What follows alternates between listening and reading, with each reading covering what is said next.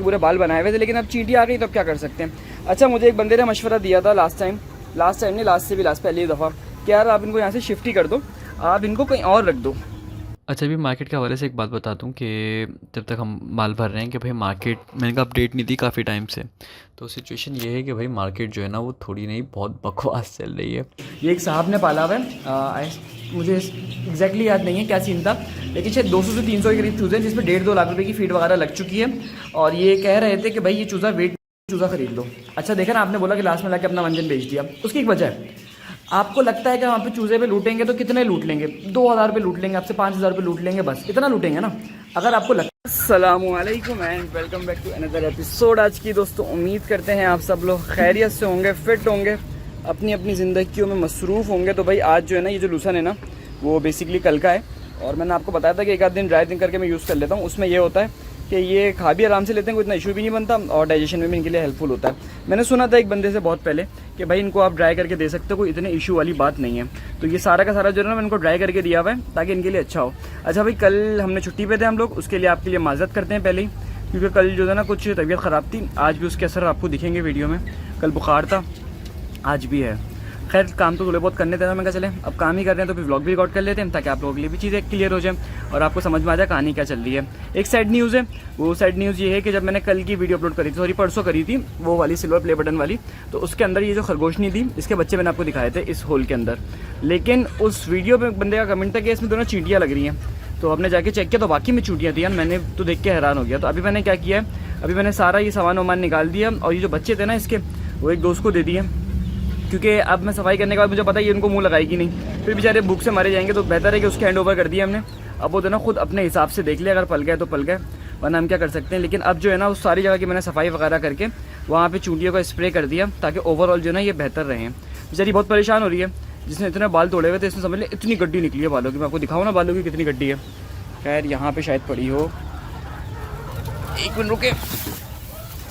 ये देखें, मैंने कल यहीं पर उसी रहने के कल शाम में आके सफाई वफाई कर दी थी। इतने सारे बाल बेचारी के जो है ना वो गंदा हो रहा है यार कुछ ज़्यादा, तो छोड़ो उसको, हाथ नहीं लगा रहे हैं। तो उसी जगह पे तो ना, इन्हीं को बताऊँ मैं आपको, अच्छा खासा जिसे कहते हैं ना, वो बेचारे ने पूरे के पूरे बाल बनाए हुए थे, लेकिन अब चींटी आ गई तो अब क्या कर सकते हैं। अच्छा, मुझे एक बंदे ने मशवरा दिया था लास्ट टाइम नहीं, लास्ट से भी लास्ट पहली दफ़ा कि यार आप इनको यहाँ से शिफ्ट ही कर दो, आप इनको कहीं और रख दो। यहाँ पर दफ़ा चींटी आ जाती है। देखा पता है यहाँ पे रीज़न क्या है, अब आ गई ये गर्मियाँ, और गर्मियों में जो ना इनसे ज़िंदा रहना इनके लिए बड़ा मुश्किल हो जाता है, क्योंकि गर्मी इनको नहीं बर्दाश्त होती। सर्दी तो जितनी मर्जी हो ये बर्दाश्त कर लेते हैं कराची के अंदर। कराची में सर्दी को इतनी खास पड़ती भी नहीं है, पहली बात मैं आपको बता दूं, लेकिन जितनी मर्जी सर्दी हो ये लोग सर्वाइव कर जाते हैं, कोई इतना इशू नहीं होता। लेकिन गर्मियों में भाई इनका बुरा हाल हो जाता है। तो ये जगह जो है ना, ये एक टैंकी बनी हुई है, तो ये हमेशा ठंडी रहती है, इसकी ज़मीन भी ठंडी रहती है, ये खुद भी ठंडी रहती है, इसीलिए इनको यहीं पर ही ट्रांसफ़र करेंगे हम, यहाँ से बाहर नहीं निकालेंगे। हाँ, अब मैंने सोचा ये है कि हर 15 दिन के बाद मैं इस जगह को साफ़ करके यहाँ पर अच्छे से स्प्रे कर दूँगा ताकि चींटियों का कोई मसला ही नहीं रहा है यार। यानी इतनी चींटियाँ थी कि मेरे ऊपर चढ़ना शुरू हो गई थी। बस हमने जल्दी से काम को निपटाया। देख रहे हैं इसके सीने का हाल क्या हुआ है, सारे के सारे इसकी बेचारी के बाल में हुए हैं, लेकिन मजबूरन हमें शिफ्ट करना पड़ा, वरना सारे बच्चे तो ना मारे जाएंगे। खैर इनको हम छोड़ देते हैं, या हमें डर के हमारे खाना नहीं खा रहे, क्योंकि एक दिन ही पूरा दिन बाहर रहें। आज जो है ना, आज कुछ माल सेल करना था, वो वाला काम शुरू करते हैं आज, और आपको दिखाते हैं माल की क्या अपडेट है। ठीक है, ओए होए होए होए होए, हाल देख रहे हो क्या हो रहा है इनका। बस जल्दी से इनको सील करना है, क्रेट में पकड़ के डालते हैं, और उसके बाद आपको माल की भी अपडेट देते हैं और वो दिखाते हैं। मैंने इनको फीड वगैरह डाल दी थी थोड़ी देर पहले कि ये फीड वगैरह खा लें।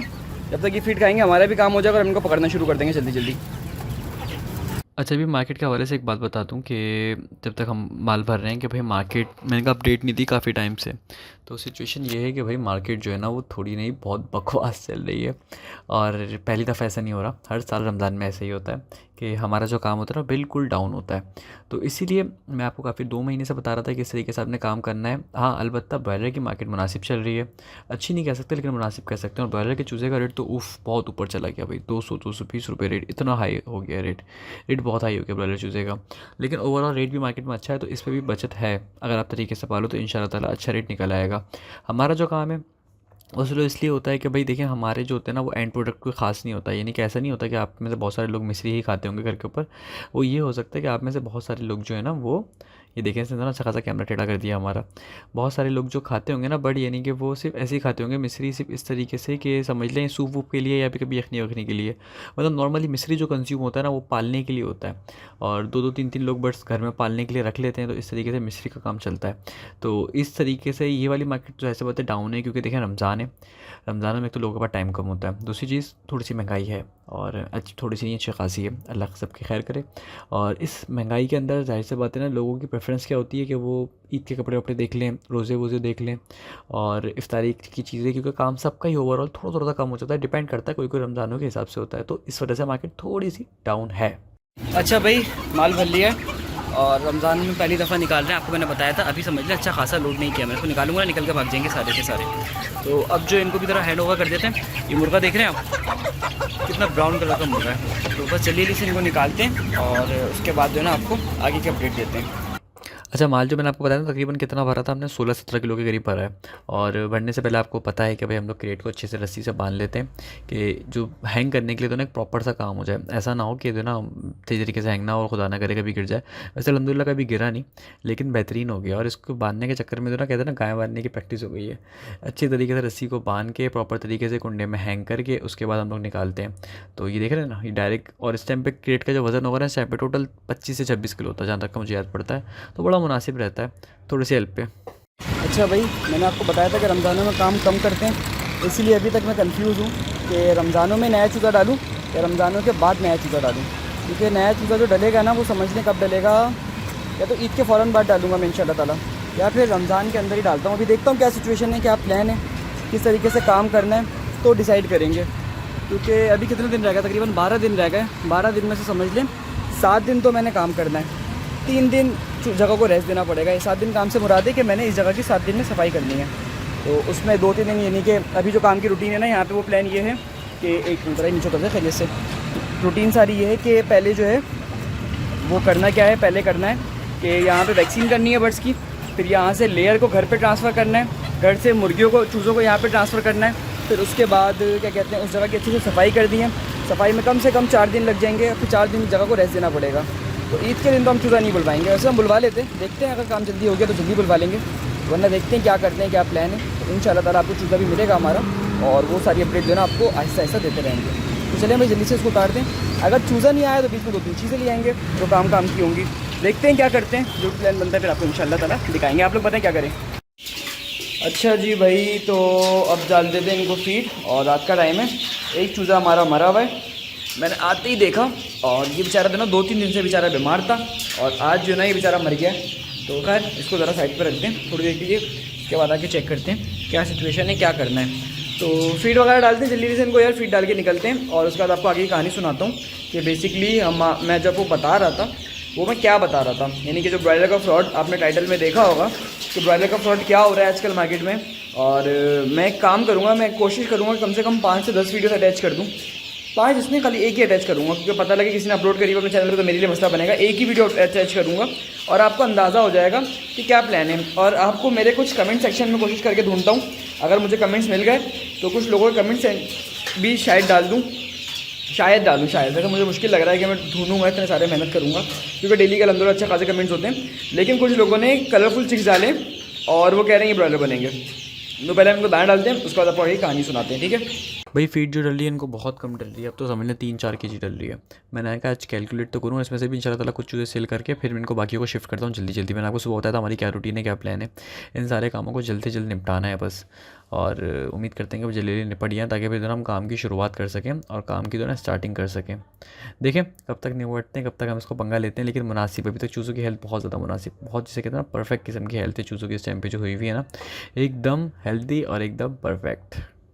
अच्छा भाई, आपको कहानी सुनानी थी, पर कहानी सुनाने से पहले आपको 2 मिनट और वेट कराएंगे हम, क्योंकि मैंने देखा कि भाई पानी भी बोतलों में नहीं है, सारी बोतलें ऑलमोस्ट खाली पड़ी हैं। तो पहले हम गरीब को पानी दे दें, जब पानी का काम ख़त्म हो जाएगा फिर आपको सुनाएंगे कहानी। कहानी से पहले तो ना कहानी का माहौल होना चाहिए, यानी कि एक मेंटली तौर पे आप सुकून में हो, फिर कहानी सुनाओ तो मज़ा आता है। तो पहले मेंटली तौर पे सुकून के लिए हमें गरीब के बच्चों को पानी शानी दे दें, फिर उसके बाद आपको कहानी सुनाते हैं, ठीक है। अच्छा भाई फीड एक चीज़ मैंने वीडियो में बताई नहीं कि मैंने इनको पानी के अंदर थोड़े से विटामिन दिए और थोड़ी सी क्या कहते हैं ORS का सशे भी ऐड किया, यानी कि 2 बोतलों में 1 सशे ऐड किया।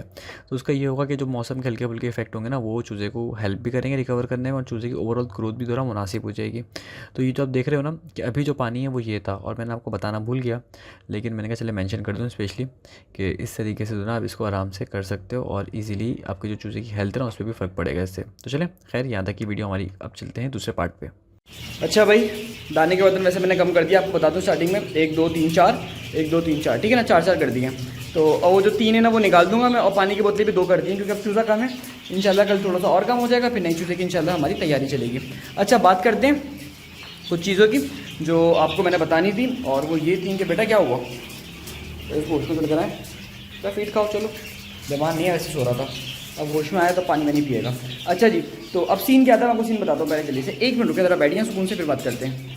हाँ जी भाई, तो अब बात सारी ये है कि भाई आप में से बहुत सारे लोग हमें इम्प्रेस होकर या फिर वैसे ही आजकल ब्रॉयलर फार्मिंग कर रहे हैं, या मुझे इसलिए मैसेजेस आ रहे हैं कि शायद हमने भी करी है, इसलिए भैंस की फार्मिंग की हमने वीडियोस बनाई, कुछ मैंने प्रैक्टिकल के तौर पे पाले और बट पल भी गए, अच्छा भी रहा, ठीक है।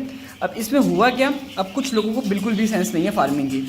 अच्छा, उसका रीज़न किस तरह निकला, सबको लगता है कि ब्रॉयलर, लेयर और फार्मी चूज़ा इसमें कोई फ़र्क नहीं है, ठीक है ना।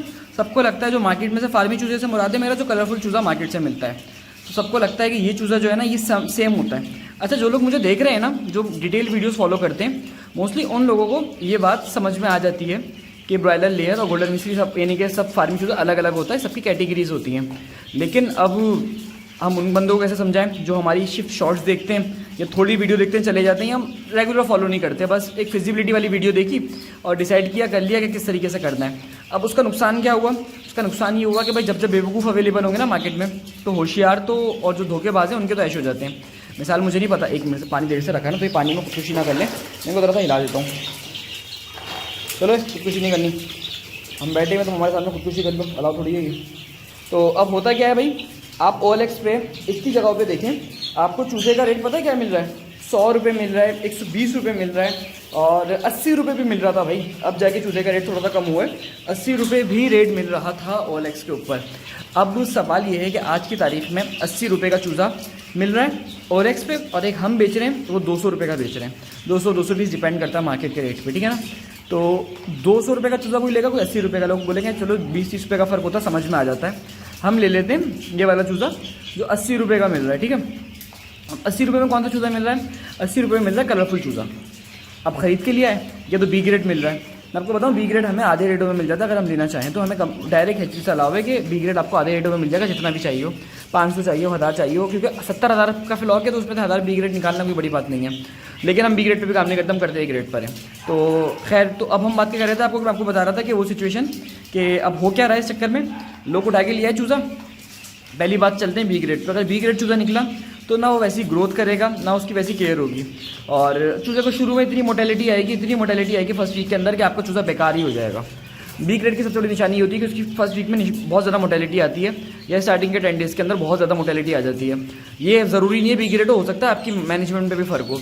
दूसरी चीज़ क्या आ रही है, कभी आपको लेयर का चूज़ा पकड़ा देते हैं। मैं आपको स्क्रीन पर दिखाता हूँ लेयर के चूज़े की वीडियो, ये एक साहब ने पाला हुआ है, मुझे एग्जैक्टली याद नहीं है क्या सीन था, लेकिन शायद 200 से 300 के करीब चूज़े हैं जिसमें 1.5-2 लाख रुपए की फीड वगैरह लग चुकी है, और ये कह रहे थे कि भाई ये चूज़ा वेट नहीं पकड़ रहा, क्या है आपके इस बारे में क्या ख्याल है, किस तरीके से इसको चेक करें।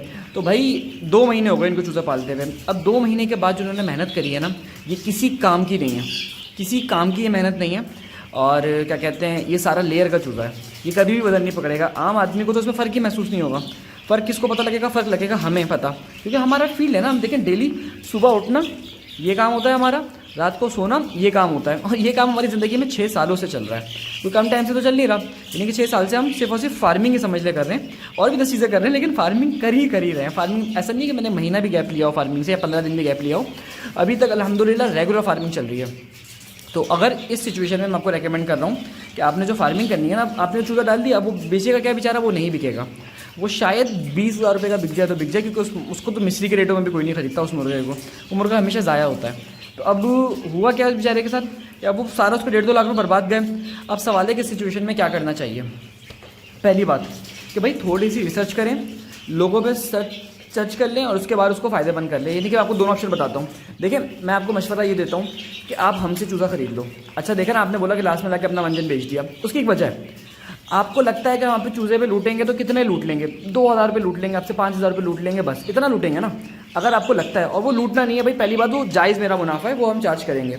लेकिन एक दफ़ा आप काम को समझ जाओगे ना, आपको चूज़े की समझ में आ जाएगी, आपको मार्केट की समझ में आ जाएगी, तो आप बाहर से भी ले सकते हो।